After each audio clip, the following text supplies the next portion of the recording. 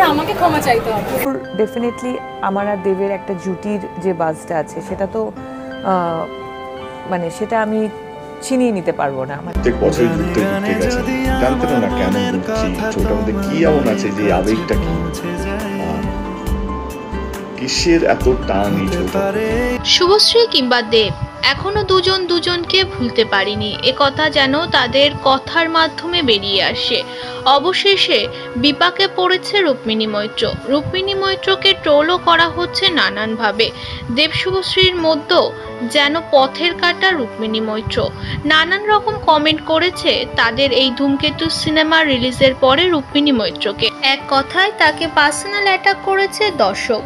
দেব শুভশ্রী জুটির মধ্যে কোনোভাবে রুক্মিণী মৈত্রকে মেনে নিতে পারছেন না। কেউ লিখেছে রুক্মিণীকে যেন ছেলেদের মতো দেখতে, কারোর আবার মন্তব্য রুক্মিণীকে একদম মানায় না দেবের সঙ্গে, দেবের সঙ্গে পারফেক্ট শুভশ্রী গাঙ্গুলি। এমন নানান রকম কথায় এবার রীতিমতো হাট হয়েছে নায়িকা রুক্মিণী মৈত্র। তিনি একটা ইন্টারভিউতে জানান, এবার হয়তো আমারই ক্ষমা চাইতে হবে দেব শুভশ্রীর কাছে, কেন এলাম তাদের জীবনে। যদি না আসতাম তাহলে হয়তো আমাকে এভাবে পার্সোনাল অ্যাটাক করা হতো না।